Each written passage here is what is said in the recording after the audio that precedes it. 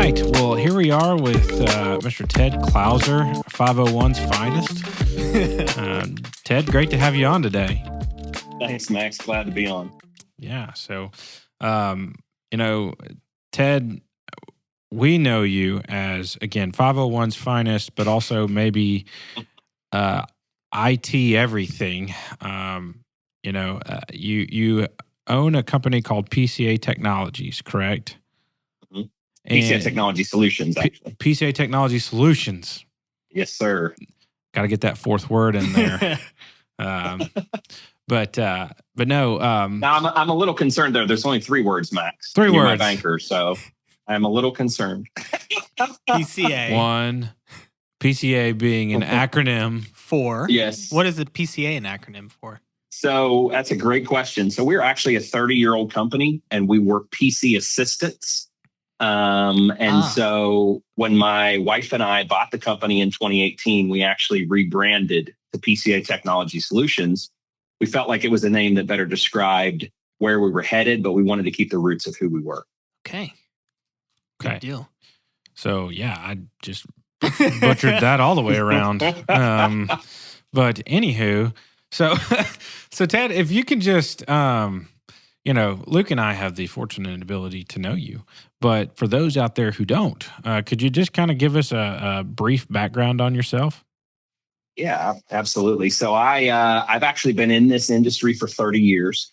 Our company is 30 years old, and I came to join this company 28 years ago.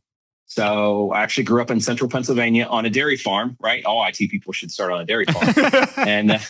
and realized I needed to get off the farm because I couldn't fix anything and I couldn't grow anything. And I had 2 older brothers. So at a pretty young age, I realized that I was not going to be needed. And so I had to start thinking about other options. And I just liked computers. I reference a lot of the time to people that are very musically talented. They can just pick up an instrument and make it work. And that's the way I was with computers. So at a pretty young age, I played games. I dealt with some of the financial things on our farm computer. And at school, I was on the computer a lot. So I actually graduated high school at age 16 and started my own computer company in central Pennsylvania. And let me say, Max, I've learned the value of a business plan, because if you're starting a computer company in a predominantly Amish populated area that does not have power, it's not a very smart business plan. Yeah. So within a year, I was struggling. And so I decided to go get employed when I was 17 at a computer company at State College, which is the home of Penn State University. And worked there for a year, built up a resume, and actually moved to Arkansas. I had a friend that lived here. And so I literally picked up with $400 to my name in my car. And I drove to Arkansas. And that was 1996. And so I sent my resume out to every computer company in the Yellow Pages. That's the old internet. And so I literally got interviewed by 3 companies, and I was hired by PC Assistants, which is the company I know. Wow. Well, Ted, that's quite the story. So you were hired. You were hired at the company you're at right now. Yeah. So I was employee number 4 or 5, and I was brought in to really just do break fix. Back then, this company had an arrangement with, just to be able to go in and replace modems and replace motherboards and things that was an opportunity for somebody like myself to just be able to go in and build and take over. So I did that. And then ultimately was just through the grace of God able to really use some of my skills to help grow the company to where we are today, where we've got over 30 employees and footprint that's nationwide. And it's fun. I love every day of it. Yeah. So Ted, I'm curious to go back and evaluate your business decision early on to start up a technology company in the land of the Amish. You might not have. I hope you did not apply for a loan at that time, because that one would have been tough to approve, I'd assume. But it wouldn't. I use the old adage where I tried to self fund through. Cash flowing. I really had 3 clients, and I would just ask them to prepay for equipment that they might purchase or things of that nature. And I but I had to borrow money from mom once, and that lasted about 24 hours because she was already starting to charge interest. That was not going to work. No. Geez, what do they call it? The usury rate. Yes. I think the usury rate is no telling what it was at that time. Probably 13-14%, something like that. That's exactly right. Yeah. So are you a Nittany Lion or are you a Razorback? Nittany Lion. So it was tough a few years ago when the Razorbacks stomped them, but yeah, it's just all I knew growing up. So no hesitation. No hesitation to that. Before I could even finish the question. Yeah. That's fine. You'll have great uniforms. Just the classic of the white. One Saturday night in my life, I want to attend a whiteout game so badly. Absolutely. Have you been to a whiteout game or anything? Any of the games? I've never been. I usually try to go to a game a year, and last year I had tickets for the Ohio State game, and it was originally supposed to be a whiteout, but they changed it, and so I'm still haven't had a chance to do it. So do they choose? They choose one game a year to dedicate it. Night game. Okay. Yep. Got to be a night game. Yep. It was Auburn 2 or 3 years ago. Just a good early season. Just a good old-fashioned non-con whiteout. Good broadcast. Time to take on the SEC. Kirk and Chris on the call. Yeah. Well, the hope would be maybe, with the college football playoffs and with home field, if they could do it, be high enough, there could be a whiteout for the playoffs. I mean, you finish second or third in the Big Ten like you kind of normally do. You'll host the game maybe. And would you do 2 whiteouts in a season if that were the case? I would hope so. Is that in the bylaws? Can you do more than one? I'm not sure. This is all new territory, right? Yeah. Maybe you should check into that, Ted, just in case. Just in case. Yeah. So when you're booking your tickets for next year. There you go. I'll make some calls. Well, besides being a fan of a winning football team, or just a winning program in general, you mentioned that you kind of developed a love for technology through an early adoption or playing computer games. I'm very curious as to what those games were at that time, and did you become like a master at those things, or is there a local arcade? Not, there was no. There was something called Police Quest. And that was my go-to. And Police Quest was you lived in the life of a police officer and you would move the person around in a map. But when you approached certain things, you had to type in what you wanted the person to do. And the key was, you would essentially work your way through almost like a puzzle. I do remember there were certain things I couldn't conquer, and there was a number you could call to get tips that you had to pay for. That's funny. That's awesome. So there was no YouTube back then to walk you through how to beat the boss and all that. That's called your in-app purchases, is what that is. Yeah. That's right. And what's interesting is that I would say that probably taught me today, because I had to humble myself to know, okay, I've got to ask for help, and then in turn, because I was willing to ask for help, it actually allowed me to continue on. So I think that was a life lesson. And then the other one was obviously growing up on a farm. I played Sim Farm. So there you go. Well, you should have needed no help for that. Right. I still couldn't grow anything there either. No, I still failed. You couldn't grow anything virtually or other. That's pretty good. So PCA Technology Solutions. Did I get it right? Mm-hmm. You did. Thank you. Only 3 words, Luke. 3 words.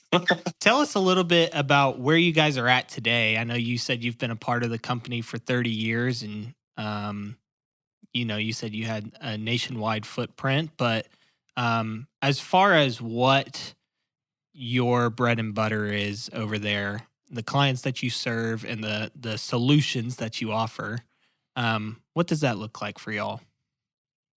So we are actually what's called an MSSP, Managed Security Services Provider. And we've been ranked the past 3 years worldwide. We're actually in the top 125 in the world in our space. Wow. And the easiest way I can describe that is that our clients rely on us to build their virtual fortress. And so we are essentially putting in the tools and technologies to protect their businesses from cybersecurity attacks. but we also have the ability to do testing and exercises and tabletop exercises to be able to test and make sure that the things that we put in place actually work. So the majority of our clients in Arkansas are 100 employees or less. But now we're expanding. We actually were in Dallas last week, and we're bringing in co-managed solutions that work with larger organizations where we can leverage some of our stack to help the IT team be able to deliver what they need to. Because we've got, we're very big on sports here at PCA. So we talk a lot about being your technology coach. And so when we say you partner with us, we're bringing in the game plan that we believe is going to win. And so we don't want to limit that to the businesses that are smaller. We want to be able to take in those same solutions to larger organizations. Going back to kind of what y'all do, cybersecurity, without giving away too many secrets. The Pentagon secrets. Yeah. I guess it's a two-parter. What are the real risks of cybersecurity that some people might not be aware of? And what are some things that, whether you're a business owner or you are just a consumer, what are some things you can be practicing to protect yourself from attacks? Well, I would say the first and foremost primary risk are Luke, Max, and Ted. We are the problem, right? And so we're the biggest risk because we have to be careful of the things that we allow inside of our environment. I use the analogy a lot. If you have your home protected with a lock and you lock the door and you lock a deadbolt and you put on another lock up top and you have this high-end security system and you have cameras and lasers, man, that's Fort Knox. You're locked down. But if you turn off the alarm system, you shut down the lasers, you unlock all of those locks on the door and open it up and let them in, all of it's irrelevant. So we, as the users and the people that are clicking, are the final layer of protection. I think awareness, to answer your other question, is essential. We've gone, we did a roadshow last year where we really were in front of organizations talking about email vendor compromise and just this new technique that at the end of the day, you're literally communicating with a person and you are voluntarily sending them money. And it's just because they've tricked you into doing it. So just again, the awareness and helping people understand that these things happen. It's not a scenario where, well, that'll never happen to me. It's when it happens to me, I'll be prepared. Mm-hmm. Yeah. And that brings up a good point of, how prevalent cybersecurity is and how active, the attacks or the alerts are. And many of us go by and have no idea, what is actually going on. And I'm sure you know that world to the nth degree more than we do. But one of the things that we've had some discussion around is this balance between security and usability. Because I think you're finding maybe even a shift in generations that want the ultimate amount of usability, ease of use. You call it what, UX, UI, all the different acronyms there. But there's a security piece that can often limit those functions. And so I'm curious to know, what your thoughts are about that balance, or if there even should be a balance there. No, there absolutely should be a balance. And I would say my answer today is probably far different than it would have been 5 or even 10 years ago. I really think we need to move towards a passwordless society. We need to be willing to essentially inventory our devices into a system that allows us to use what's called single sign-on.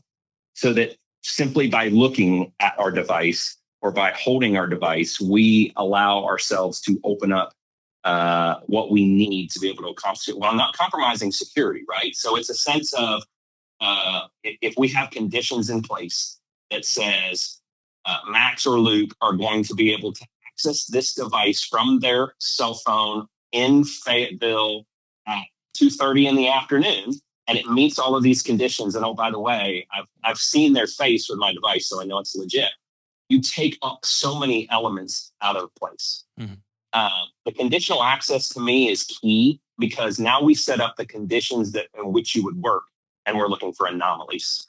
Now you're still that last piece, right? So if you somehow answer the call and allow somebody to remotely connect to your device of whatever means, that's an important piece that I don't want to overlook. But technology can help us with the rest to accomplish that balance you're talking.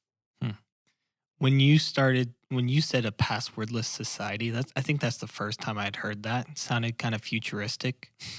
And I would say we saw a little glimpse of the future this past week when Apple released its Apple Vision Pro.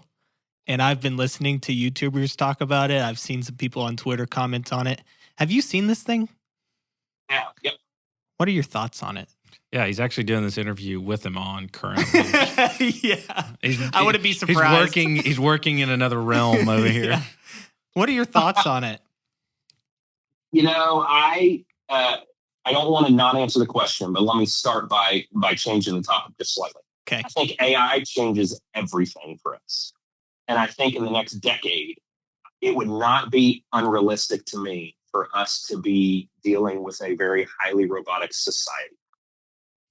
So I say all that to say things of this nature that we're seeing with Apple releasing, and I can still remember Google Lens, which was probably a decade ago, Google Glasses, that didn't really take off. But everything Apple touches or everything Elon Musk touches tends to be successful. Yeah. So don't put it past us, really. Well, let me just say this. I was talking to somebody last week about a book I had just read. And again, reiterating that I think in a decade, these things are real. If I call Generations Bank and you have someone who answers the phone and doesn't really know who I am and treats me nicely and tries to get me to the right place, that's a good experience. What if I could have AI answer your phone for me when I call, immediately know who I am because of my caller ID, talk to me about what I just posted on social media earlier today, all giving me the experience that is second to none, and all being AI. How would that be? I'm out. I'm scared. We're close. We're very close. Information overload there. So it would communicate with the entire internet and everything Ted Clouser and be able to know what to say to you is what you're saying. It could. You're certainly going to integrate it into your systems and you're going to allow it up. But the experience, again, right, we all know that the way to help take care of our clients is to really make the story about them.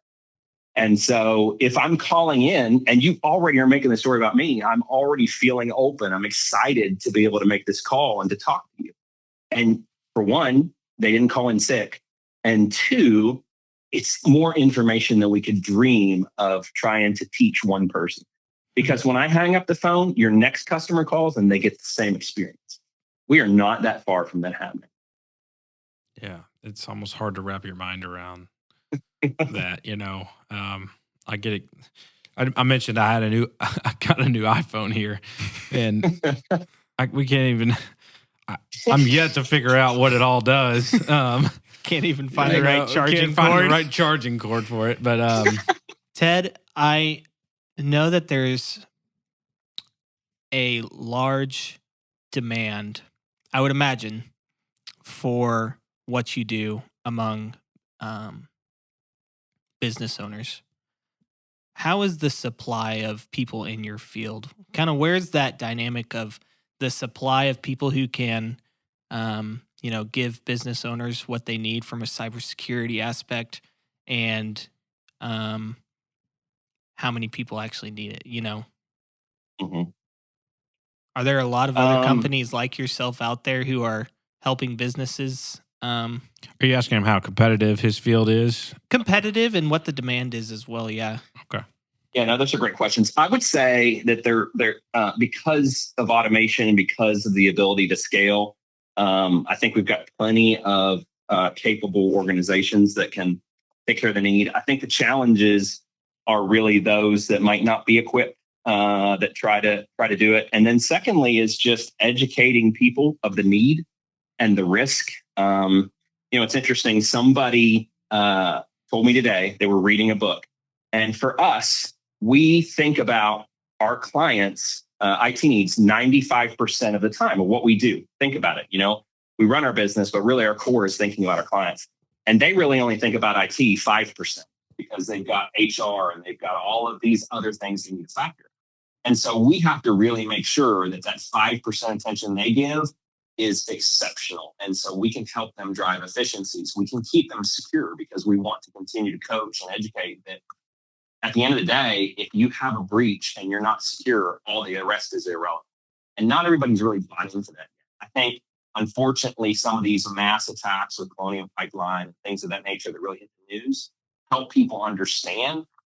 But it's usually not a discussion of if you're going to have some sort of attack, it's when. In fact, you and I are probably getting attacked right now.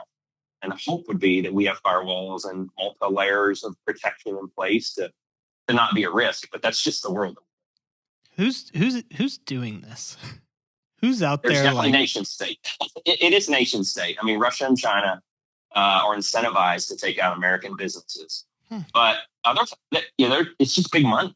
There's a lot of money. Back when I started, I thought of it as vandalism. You'd get a virus, and it was like somebody coming and spray paint your wall, graffiti. Now it is $1 billion business. Wow. Billion. It's a crazy analogy. Yeah, it is. Paint over spray paint. You can't fix what they can do now. You're talking about competing, right? You can't compete with $1 billion industry. Yeah, it's tough. Now they're looking for low hanging fruit, but the automation and AI allows their job to really be even easier. So it's going to continue to be a battle for the good guys versus the bad guys. So I would like to take that point and run with that for just a second. All right. Obviously, ChatGPT is kind of waned as the new and exciting thing, but it's still very much there and relevant. But the impact of AI, you discussed it a little bit, but just the impact of AI and where it will continue to go. You hear the stories about people, artists specifically getting really worried about how somebody can imitate their work. I think that there was even there's been AI attempts at,